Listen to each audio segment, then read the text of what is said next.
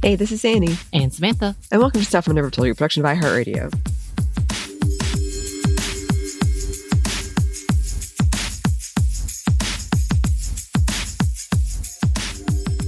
And welcome to another happy hour. However, Anney, today is one of those happy hours where I decided I want to celebrate all the good things that are happening, including the fact that this week is a National Library Week. I did not realize this. And I was like, oh, well, we need to talk about some of the things that we've been doing because we coincidentally went to a library. But before all of that, it is a happy hour. So if you're doing anything that constitutes, what we know of as happy hour, do so responsibly. Currently not being sponsored by any of the products or places that we're going to talk about probably. If they did, it'd be cool. Mm-hmm. Anney, are you sipping on anything? I got my wine. Yay! You said it's not a wine. Sorry. Well, now I'm trying to guess. You need to give me some heads up on No, these. This is even more fun. I just want to see if you ever actually get it. I'm never telling you ever. I am drinking all my bubble water because that is what I enjoy. I've seen all of these advertisements for like hemp, cannabis, and microdosing of mushroom drinks. All of a sudden, they've been popping out at me. And I want to know about this because I'm like, the last time we had a non-alcoholic but CBD drink, it took me out. It took me out 2 hours later. It took me out. So I'm wondering if all of these others that are supposed to be like microdosing might be better. So if any of the listeners, if you have any experience with these, and if you know what I'm talking about, I'm not talking about the brand specifically because I know nothing about them other than it just keeps popping up at me a lot. I'm interested because I want to know. It looks refreshing. I don't necessarily need it, but just if anybody knows of it, tell me about it. Anyway. Besides all of that, yes, it is National Library Week, and we have been pretty hardcore in talking about celebrating librarians and libraries and independent bookstores. As in fact, if you listen to our recent episode with Katie Mitchell, who just released her book as of 2 days ago, the 8th, April 8th. So today is April 10th, just in case you needed to know that, of 2025. We talked about her book, which was her traveling all over the country, talking to owners and past owners and family members and those who remember and those who are part of the Black bookstores. And we were talking about Black bookstores, not Black-owned bookstores necessarily. So if you want more information, you should go check that episode out. As in fact, we actually got to go and see Katie Mitchell on stage for the beginning of her book tour as it was released, Prose to the People. It was such a good event too. Like I came out with just such excitement. I wanted to all of a sudden go to all the coffee shops and bookstores. Like we have some cool ones in Atlanta and I didn't even realize because the few that we know have been established for a long, long time. Like we have one, Karis, which is kind of linked with Agnes Scott, but not really it's near the campus. I don't think it's actually a part of the school. But we love these types of bookstores anyway. So now I've got more on the list that I need to go check out. And they happen to be coffee shops as well. And I'm like, yes, this is right up my alley. I actually went to Baldwin & Co., which was one of the bookstores that is featured in her book. And it was such a great, great little shop. I will say the coffee was really good too. It was really good. I was like, yeah. So, yeah, we just wanted to take a minute, first of all, to congratulate Katie Mitchell on her release. If you have not listened to that episode, really, really, really, really need to go listen to it. It's so fantastic. If you have not gotten a copy, you need to get a copy.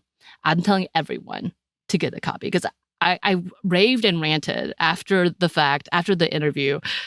I was a little out of it because I was in my sick era, but I was absolutely honest and I think this book is going to be monumental in a historical way. I think it really leaves a mark, and I think it's going to be something that's going to be substantial in history making. And then I realized I sounded really like I was fanning out, but I'm like, no, but really, I'm being honest, because it's one of those books that's not just a book. It is so many different things. One person said photo album. I said it reminded me of actually going into a bookstore. I felt that way.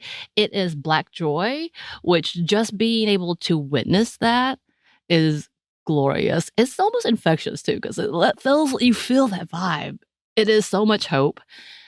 Just being there, watching her celebrate her accomplishments with the many friends, with her family. It was so beautiful. As in fact, had to send out some emails to be like, hey, if she comes in your town, you need to go and see her talk about this book, her experience with this book, and also buy this book. She's going to be in DC tomorrow. Again, if you're not listening to this when it's actually published and is available, you're probably gonna be like, what? Time travels, be like 3 years from now, I'll be like, what? But even 3 years from now, if you haven't gotten that book, Prose to the People, you should, because it is such a beautiful, beautiful book. And what a testament to such a historical events, it's historical places, historical people. There's so much to it. And yeah, I was just thinking about all the good things that have happened for people, the fact that it is National Library Week. And so it was presented by the Georgia Center for the Book, but it was at the Decatur Library Auditorium, which is a part of the DeKalb County Library. So if you know anything about Georgia, DeKalb County, Decatur is right next to Atlanta, Fulton County, one of the bigger areas, more metro areas of Georgia. And it was such a great time. Like, first of all, going into any library is fantastic.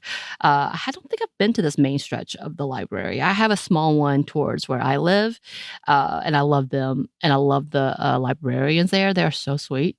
They're so excited about giving you and helping you with your library card. It's almost like that they won something. It's just so cute. But this library was talking about the fact that we're about to hit 100 years in existence and how it was started by a Black woman on her porch. Like, so much history and context to that. And I was like, how timely. Again, we hit it right on National Library Week, everything that has happened around the world, around the country, especially when it comes to library and books and banning of books, that it's such an amazing time to talk about the celebrations and the works of the many people within the system. And I was looking through like many librarians who have become activists or who were activists or are activists without even trying, just literally trying to curate their offerings of books and things for kids and for others to learn. And the fact that they ended up becoming activists because of their work. Like, how do you walk into a profession having to defend your work when it's just literally talking about when someone comes in and asks for a subject and being able to point them into the right direction. Like, and that's become a battleground for so many politicians now, which is absurd. And the fact that, yeah, it's pretty hard to become a librarian. I remember I have a good friend of mine who she was like working on her degree, media specialist, and just getting a job was kind of difficult in filing books because it's such a like wanted job, and then people stay there forever, and you have to get a master's degree. People were shocked by that fact, and I was too. My ignorant self didn't understand. I was like, a librarian has to do what? And the fact that they have to learn so much and understand so much about archiving and indexing and researching, I'm like, yeah, you know what? That makes a lot of sense. As then I've looked up a few like amazing activism people that we should know. Yeah, that's coming up, as well as things that are changing and happening within the system. Obviously, the political climate has really changed some things, but also how media has changed everything and technology has changed everything. And we've talked about this for a while. So it's so much fun when we can actually be a part of something and be reminded how intersectional these things are. Like National Library Week, having a conversation with someone like Katie, talking about her amazing work in book selling and activism within book selling and within bookstores. Also, like being able to support small businesses, being able to support individual people who are working really hard in jobs and in places that are really hard to maintain. There was question, like we had a Q&A, and there are so many questions from like bookshop owners being like, how do we do these things to keep in line with not only our standards and morals, but also remaining open in a business. It's such a deep conversation, but it was such a great experience. And now my goal, I'm gonna follow Katie, and everywhere I go, I'm gonna try to find one of the bookstores that she mentions. Because she not only mentions and highlights so many, in the back, she adds more. Like, she's like, I might not have talked about them, but here's more bookstores. I'm really excited. I feel like I've got a good, like, tour happening soon. I think so. That sounds lovely. I want to do this. I'm so excited because I was talking about me and my chunky self talking about going to barbecues all over the world or all over the country. One time I talked about doing marathons, half marathons all over the country. My new goal, going to bookstores, which I love. So New Orleans, of course, had a plethora of bookstores. And I actually love going to libraries anyway. When I'm traveling, Boston, New York, we went to so many places. And part of that is also seeing if our books are there. The libraries have them. I haven't really seen them in a lot of the bookstores. Some of them. Mm-hmm. And as in fact, listeners, we love getting pictures of our books out there. So if you see them, send it to us. It's kind of encouraging to know that our work didn't just go to the wayside. Yeah, it is. It is.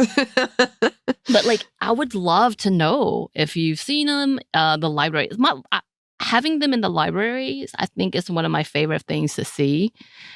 When the New York Library had 4 copies, I was like, ooh, look at us. I haven't.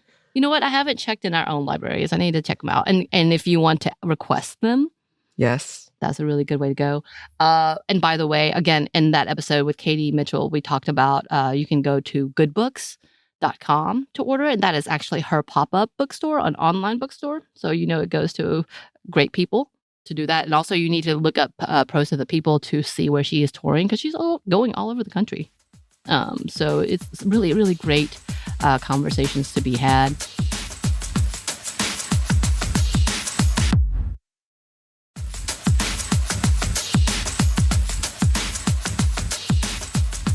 I'm trying to think of all of the great things that I think are happening right now, even though a lot of dark things are happening as well. But yes, we did also, I was going to talk about my New Orleans trip in which I ate all the food that I possibly could, including Loretta's beignets, which was mentioned.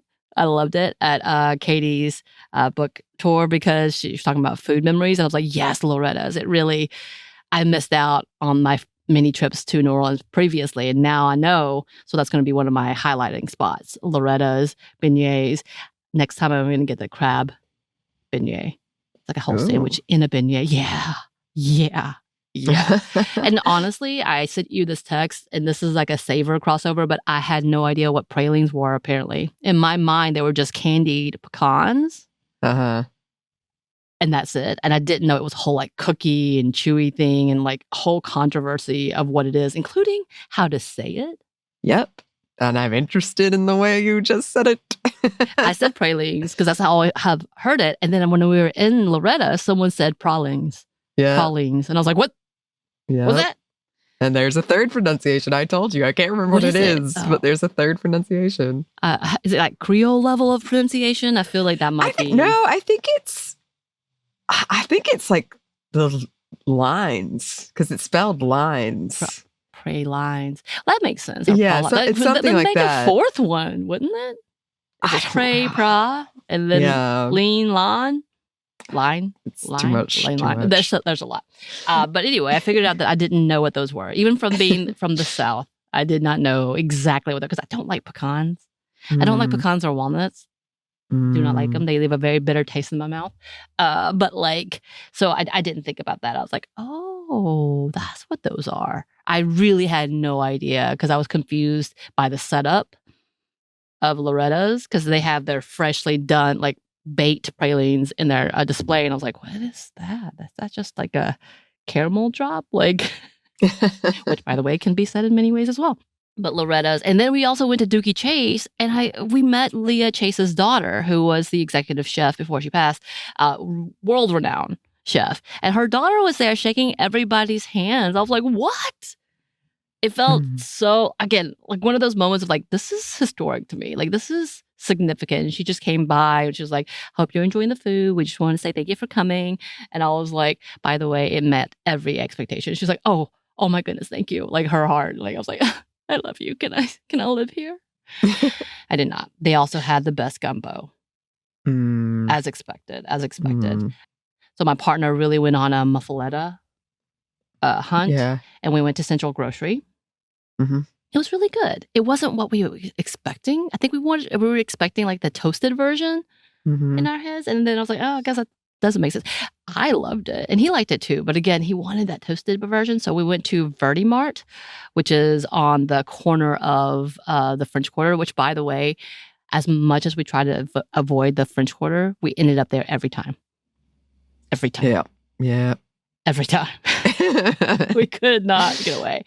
And also, Anney, I learned too late about the legend of Scrim. And I didn't get the stories or anything in relation to that. And I'm very sad about this. Do you know the legend of Scrim?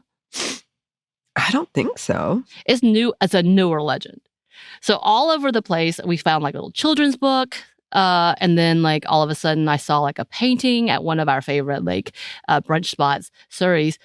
And I was like, what is this? And it turns out that there is a dog, an escape artist dog, and that in 2024, I believe, so last year, ran away and was gone for like 6 months. But he became such an infamous dog in that area that they had like sightings.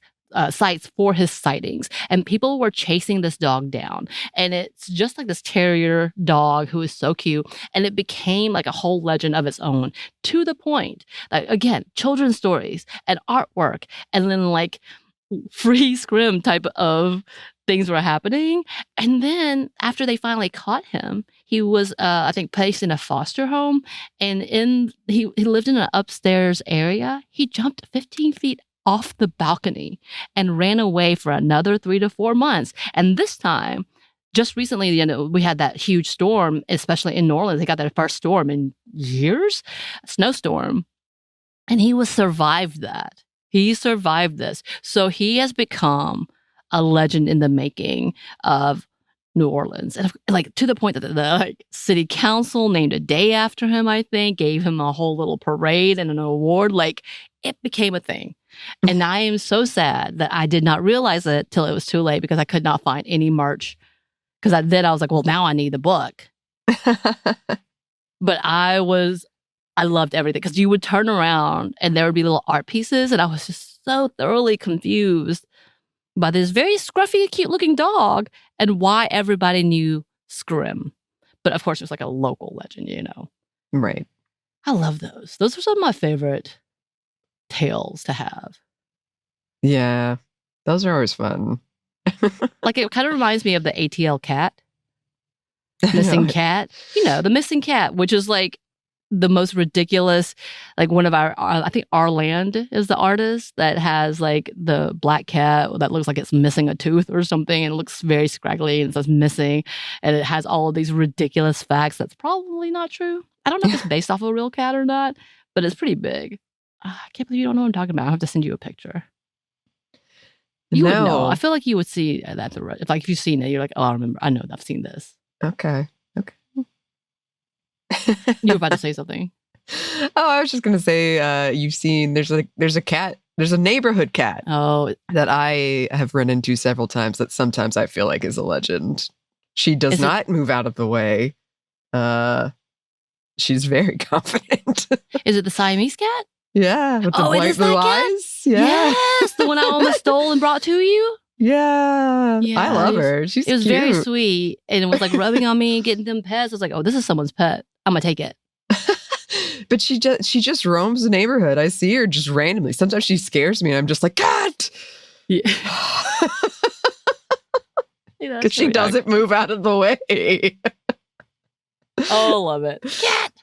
Well, I love these legends, and I think there's going to be a couple of more trips in the United States for me, so I hope I'm going to learn more legends like this all around the country, because it just makes for a trip. When you learn these, you feel like you're an insider now, as well as the fact, like, going to these bookstores. So I everything made it, for those who are interested, everything was great and peaceful. We did have an oopsie with the car, but it's fine. But there was no moments where I felt really in danger or anything. So the travel was really good.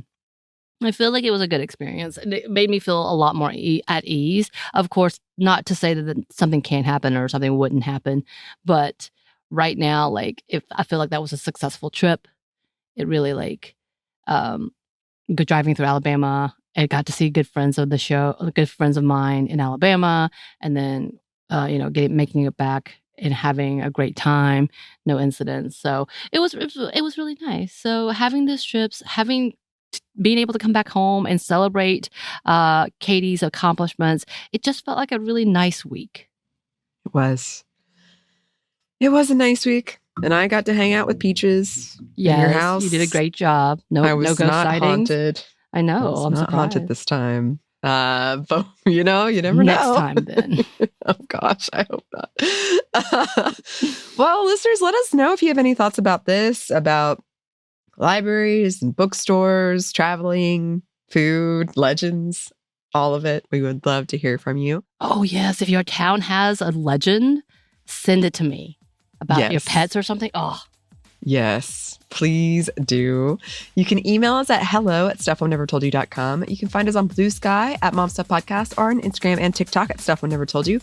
We're also on YouTube. We have a TeePublic store and we have a book. Yeah, you can get wherever you get your books. Let us know if you see it somewhere in the wild. Thanks as always to our super producer Christina, our executive producer Maya, and our contributor Joey. Thank you. And thanks to you for listening. Stuff One Never Told You is a production by iHeartRadio. For more podcasts from iHeartRadio, you can check out the iHeartRadio app, Apple Podcast, or wherever you listen to your favorite shows.